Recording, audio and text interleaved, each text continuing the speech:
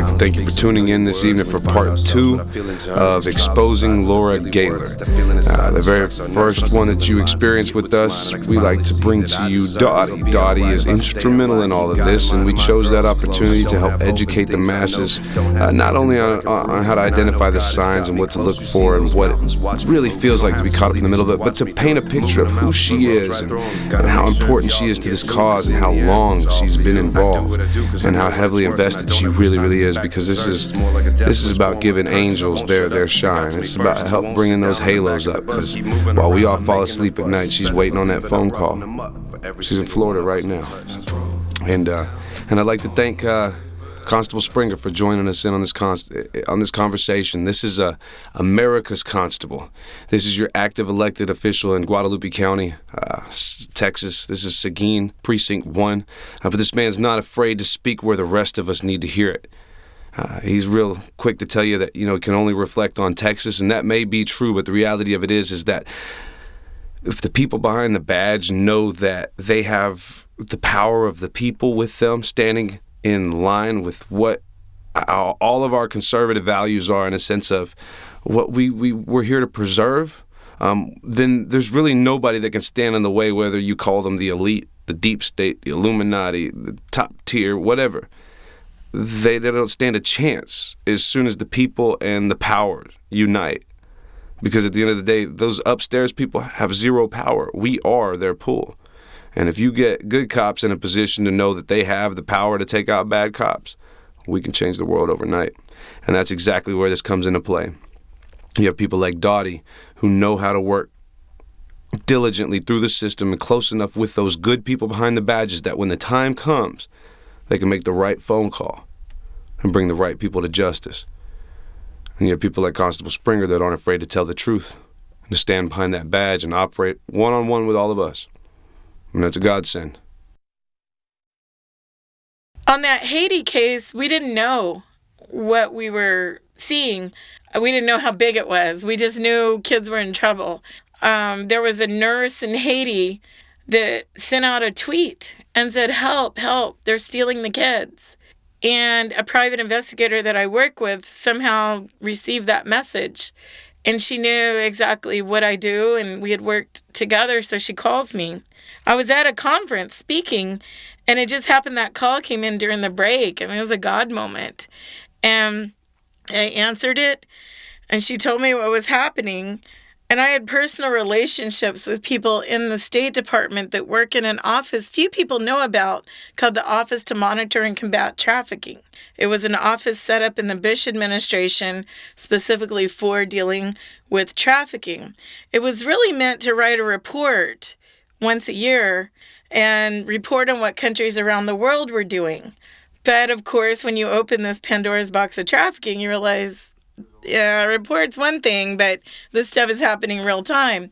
Well, I'm so fortunate that in doing speeches and conferences and, being on those task forces, I met people in person. And so I knew instantly the best person to call for this. I got a hold of him. I have the follow-up emails to my phone calls. And that's the other thing. It's not enough to call, but you need to document, which I did. And they alerted the Haitian authorities, who intercepted them as they were trying to get into the Dominican Republic. So on that day, this literally took less than 10 minutes. The message got to the right person. That person got to me. I got to the right person. That person got to the Haitian authorities that acted. So fast forward till this story comes out in the news. It was 2022 now that I finally have absorbed the enormity of what that 10-minute moment in the life of what I do was. In 2022, in the year when I got that phone call, I was just helping as I always do. It didn't seem any different to me than any other phone call I get. Now in 2022, I realize that was the beginning of the knowledge of what was happening to the children in Haiti. What was happening around disasters. We've been trained that, yes, around disasters, traffickers come, but we didn't know they were from the U.S. And so as that case dragged out into the news, actually, it wasn't as big in the news as it should have been, but there was some documentation of it in the news. Then years later, you see that that same person that was arrested in Haiti with those children works on a service that has a part to do with Amber Alert. And you're like, of all the people we have in the United States, why did it have to be that person? And we need an answer to that question.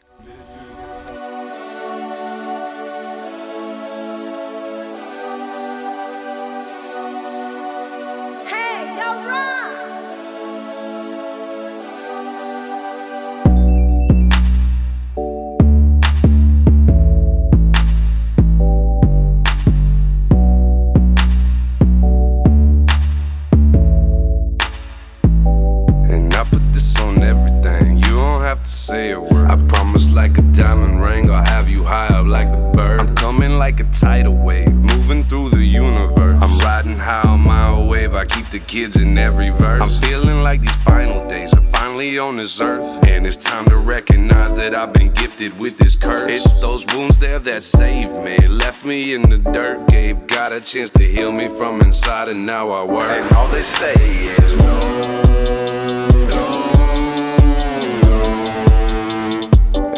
Say yes. No, don't, and all they say is no, don't go. And all they say is no, don't go. I didn't know the legal parts of the case. I only know what I saw in the news. And I saw when the John Podesta emails were released that our Secretary of State, Clinton, at the time, herself was involved in that case. And so I thought, well, that is what the Secretary of State does. If we have a U.S. citizen arrested somewhere, State Department provides help or guidance, but I don't know that the Secretary of State necessarily steps in. And so that began to open my eyes a little bit. And then, of course, now moving forward, we see all the connections with people leading our country that are tied to people that sell children. And we let this happen. I'm not saying we meant for it to happen or we knew it was happening, but we let it happen as adults. And we need to stop it. There should be no tolerance in any way to allow someone that's even near selling of children for them to be promoted, to be applauded, to be honored, to be elected, of all things, elected. So certainly even I was naive back when this story was unfolding, but now in 2022, and probably we'll learn more going towards 2023, I'm sickened. I'm angry. I'm really angry. Really angry. I was working hand in hand with the State Department to stop trafficking. And yet you hear other countries try to complain about us. And now you're like, maybe we should have listened to them. Maybe they were correct. And I learned later about DynCorp that was trafficking boys to Afghani people that they needed to lure into contracts. There was a big story done about it that just went poof. And they were lured, these sweet little boys. And I forgot the name of it, but they were musicians. They were singing and dancing, and they thought it was an honor. And they didn't know they were going to be sold and their lives destroyed, sold for sex, all in the name of getting contracts.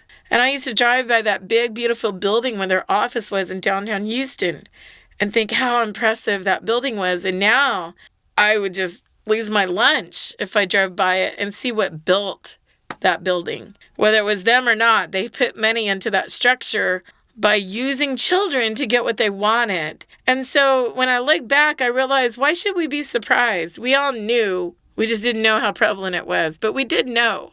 If you do a search of any of these terms, you will find we've known for a while. So what are we going to do to stop it? When do we say, no matter what, our responsibility is to every child in the world as adults? God put us here first to steward their lives, and we are failing dramatically. Why do we let commercial sex proliferate? Why in Texas do they collect a $5 poll tax on all strip club dances so that the state benefits from those that are exploited for stripping? Why? The man that argued for that worked with me on the task forces. He knows what he was arguing for, and yet he did it. The man that let Epstein have the sweetheart deal the first time he was arrested, he trained me. Alex Acosta, U.S. attorney, trained me before he let that happen. He was the U.S.